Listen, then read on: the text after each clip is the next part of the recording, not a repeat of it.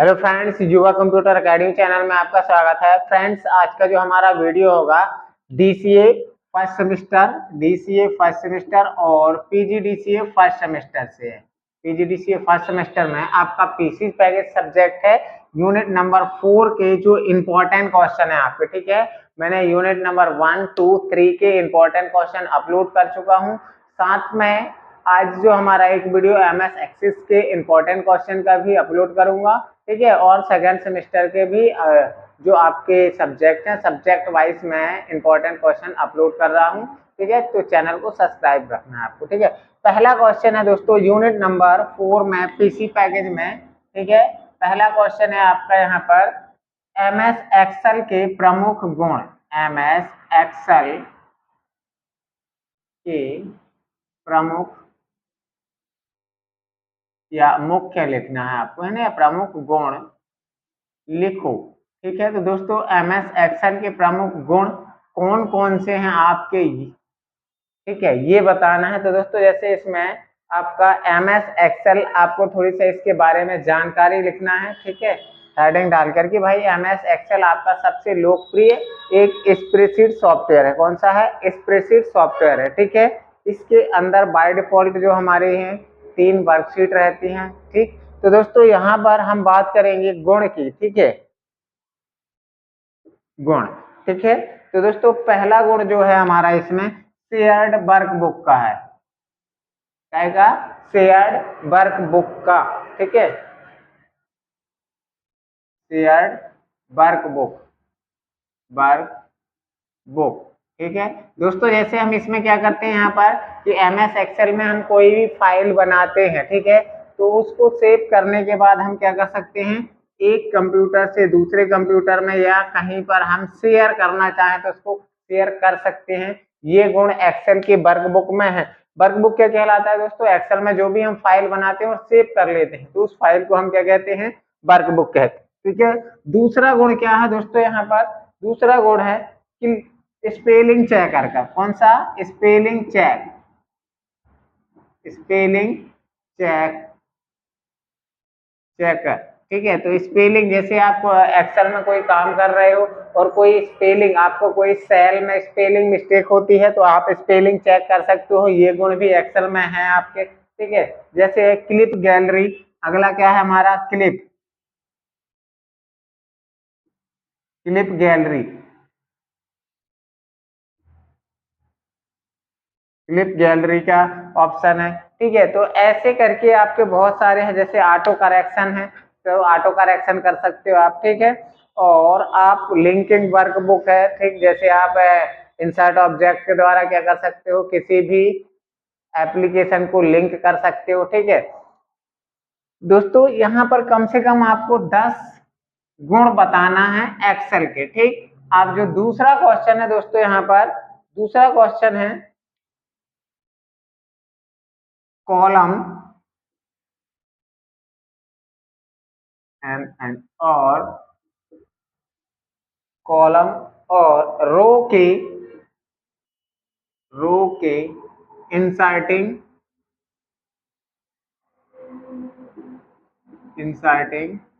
ठीक है, removing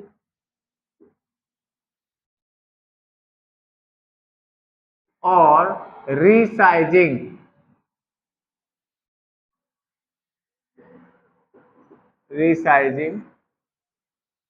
operation का वर्णन कीजिए, ऑपरेशन का वर्णन कीजिए, ठीक। तो दोस्तों एक्सेल में हम क्या करते हैं, कोई भी सीट बनाते हैं। जैसे हमारे एक्सेल में जो वर्कशीट होती है, यहाँ पर इस तरह से कुछ हमारी वर्कशीट होती है। वर्कशीट में यहाँ पर हमारा क्या रहेगा, यहाँ पर दोस्तों हमारा ABCD ये कॉलम का हेडिंग रहता है और यहाँ पर क्या रहेगा, रो हेडिंग रहेगा 1 2 3 4, ऐसे ये हमारा रो हेडिंग। तो ये हमारी क्या रहेगी, वर्कशीट। और यहाँ पर ये जो है हमारे खड़े में एक कॉलम है और ये हमारी क्या है, यहाँ पर रो है। ये ऐसे में ये हमारी क्या हो जाएगी, रो, ठीक है। तो हमको क्या करना है, जैसे हमने यहाँ पर कोई टेबल बनाया और कॉलम और रो के इंसर्टिंग का बताना है आपको कि जैसे हमने यहाँ पर क्या लिख दिया दोस्तों, यहाँ पर नेम लिख दिया, यहाँ पर हमने क्या लिख दिया, क्लास। अब दोस्तों हम ये सोचते हैं कि नेम के बाद हमको यहाँ पर एक कॉलम और चाहिए, यहाँ पर फादर नाम लिखना है ना, तो हम ये कैसे इंसर्ट कर सकते हैं MS एक्सेल में, ये बताना है। तो पहला हेडिंग आपको क्या डालना है दोस्तों, दोस्तों क्या डालना है कि कॉलम इंसर्ट करना, क्या है, कॉलम इंसर्ट करना। कॉलम इंसर्ट करना क्या, डेफिनेशन कैसे लिखेंगे आप, कैसे क्या लिखोगे, तो दोस्तों हमको क्या करना है, जिस कॉलम को लेफ्ट, जिस कॉलम के लेफ्ट या राइट में हमको एक नया कॉलम लाना है, वहां पर हम कर्सर ले जाएंगे और माउस का राइट बटन क्लिक करेंगे और इंसर्ट ऑप्शन में जाएंगे, ठीक है।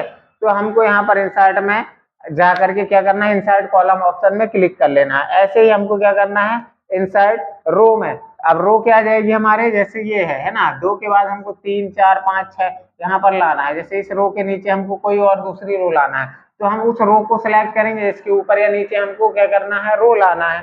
माउस का राइट बटन क्लिक करके हम फिर से क्या करेंगे, इंसर्ट ऑप्शन में जाएंगे, ठीक, और वहां पर हम रो ला सकते हैं, ठीक है। ऐसे ही रिमूविंग और रिसाइजिंग, रिमूविंग का मतलब क्या है कि दोस्तों यहाँ से हमको क्या करना है, रिमूव करना है, ठीक है, हटाना है। और रिसाइजिंग मतलब जैसे कॉलम की यहाँ पर चौड़ाई बढ़ाना है, तो कॉलम का चौड़ाई कहाँ पे बढ़ाओगे, कॉलम के कॉर्नर में जाके यहाँ पर जब कर्सर लागू तो इस तरह का एरो बन जाता है आपका, है ना।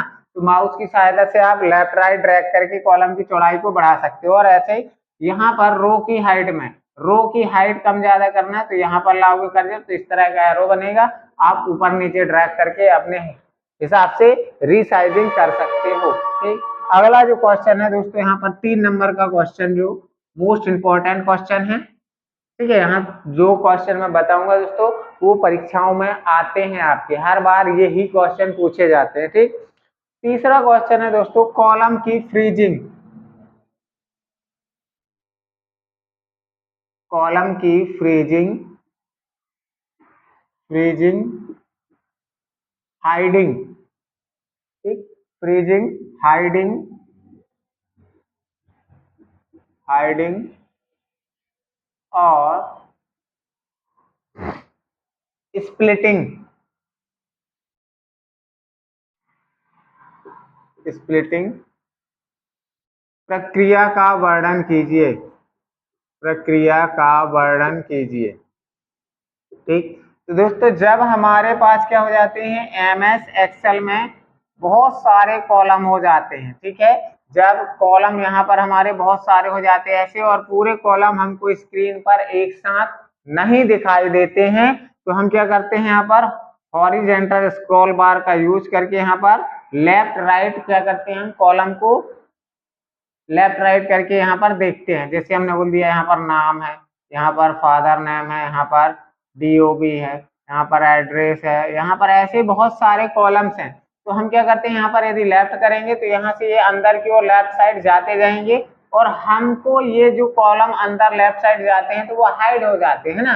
तो हम ये सोचते हैं कि हमारा पहला या दूसरा दोनों कॉलम यहाँ पर रहें, बाकी के जो कॉलम है यहाँ के लेफ्ट साइड मूव होते जाएं। तो उसके लिए हमको किसका यूज करना पड़ेगा, फ्रीज कॉलम का, ठीक है। तो फ्रीज कॉलम करने के लिए आपको क्या करना है दोस्तों, उस कॉलम में को सेलेक्ट कर लेना है जिस कॉलम को फ्रीज करना है, ठीक है। और दोस्तों आपको यहाँ पर फ्रीज कॉलम करने के लिए किसमें जाना है, व्यू मेन्यू में, किसमें जाना है, व्यू मेन्यू में जाना है। व्यू मेन्यू को विंडो ग्रुप मिलेगा, क्या मिलेगा, विंडो ग्रुप, और यहाँ पर फ्रीज पैन मिलेगा, कौन सा, फ्रीज पैन ऑप्शन मिलेगा, इसमें आप क्लिक कर दोगे तो आपका ये कॉलम फ्रीज हो जाता है। अब आप लेफ्ट राइट करोगे तो ये जो कॉलम आपने फ्रीज किया है वो कॉलम क्या रहेगा, यहीं पे रहेगा, बाकी का लेफ्ट राइट मूव होते जाएंगे, ठीक है। ऐसे हाइडिंग, हाइडिंग का मतलब क्या है, जैसे किसी कॉलम को हाइड करना है हमको, जैसे हमने बोला DOB वाला, ये वाला कॉलम हमको हाइड करना है, यहाँ पर शो ना हो, तो इसके लिए हम किसका यूज करेंगे, हाइडिंग का, ठीक है। तो व्यू टैब में ही जाना है, विंडो ग्रुप मिलेगा और यहाँ पर हाइड का ऑप्शन मिल जाएगा, हाइड कर दोगे तो ये आपका कॉलम हाइड हो जाएगा यहाँ पर, ठीक है। ऐसे स्प्लिटिंग, स्प्लिटिंग क्या होता है दोस्तों, स्प्लिटिंग मतलब 2 भागों में तोड़ना, ठीक है, वो भी हमको व्यू टैब के विंडो ग्रुप में मिल जाएगा स्प्लिटिंग का, ठीक है। इसका वीडियो भी हमारे चैनल की प्लेलिस्ट है PC पैकेज में, सारे वीडियो आपको वहां पर मिल जाएंगे, ठीक। चौथा इंपॉर्टेंट क्वेश्चन क्या है दोस्तों, यहाँ पर चौथी यूनिट का चौथा इंपॉर्टेंट क्वेश्चन है हमारा पीसी पैकेज सब्जेक्ट का, एमएस एक्सेल में विभिन्न प्रकार के चार्ट को समझाइए। एमएस एक्सेल में विभिन्न प्रकार के चार्ट, विभिन्न प्रकार के चार्ट को समझाइए। ठीक, दोस्तों एक्सेल में आपके विभिन्न प्रकार के चार्ट बनाए जा सकते हैं। ठीक है, इंसर्ट टैब में आपको चार्ट मिल जाएगा, तो वहां से बहुत सारे चार्ट होते हैं आपके, जैसे कॉलम चार्ट है ना, पाई चार्ट, बार चार्ट। ठीक, तो सभी चार्टों के नाम बताना है और ठीक, और उनका यूज लिखना है। ठीक है, आप पांचवा जो क्वेश्चन है दोस्तों यहाँ पर क्या जाएगा, एक्सेल में उपलब्ध सेल एड्रेसिंग विधियां। एक्सेल में उपलब्ध सेल एड्रेसिंग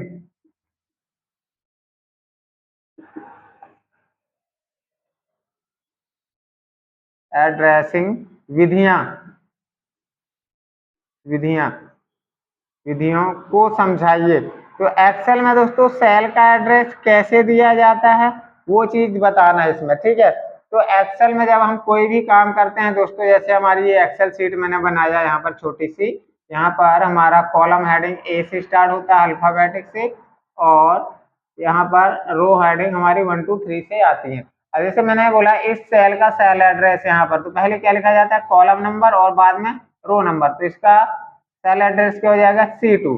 ठीक है, तो सेल के एड्रेसिंग विधियां बताना है, कौन कौन सी सेल एड्रेसिंग विधियां हैं। तो दोस्तों सेल में एड्रेसिंग की आपकी 3 प्रकार की विधियां हैं, सापेक्ष सेल, निरपेक्ष सेल। ठीक है, ये आपके यहाँ पर क्या हो जाएंगी, सेल एड्रेसिंग विधियां हो जाएंगी।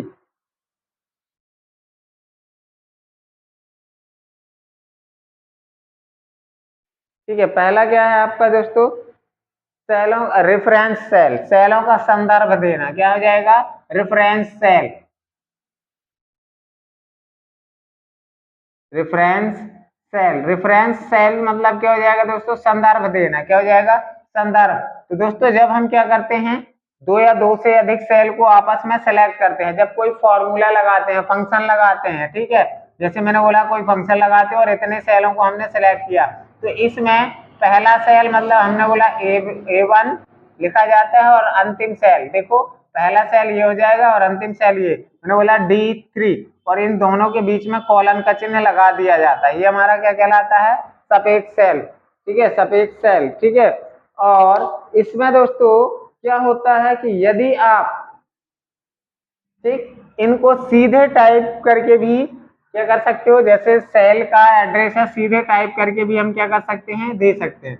दूसरा है आपका दोस्तों यहाँ पर, ये क्या है हमारा सापेक्ष, और दूसरा आ जाएगा दोस्तों निरपेक्ष सेल, क्या जाएगा, निरपेक्ष सेल। ठीक है, और तीसरा आपका जाएगा यहाँ पर सापेक्ष सेल, क्या जाएगा, सापेक्ष सेल। तो ये 3 प्रकार की आपकी सेल एड्रेसिंग विधियां हैं। ठीक है, और मिश्रित सेल भी आता है, तो आपको क्या करना है, इनके बारे में यहाँ पर बताना है। ठीक है, इसका भी वीडियो हमारे चैनल की प्लेलिस्ट में मिल जाएगा। ठीक, अब जो 5वां क्वेश्चन है दोस्तों यहाँ पर, 5वां क्वेश्चन के बाद मैं एक क्वेश्चन और इसमें बता रहा हूँ आपका, 6वां क्वेश्चन क्या है। ठीक है, 6वां क्वेश्चन है दोस्तों, एक्सेल में वर्कबुक, MS एक्सेल में वर्कबुक, और वर्कशीट की अवधारणा, और वर्कशीट की अवधारणा,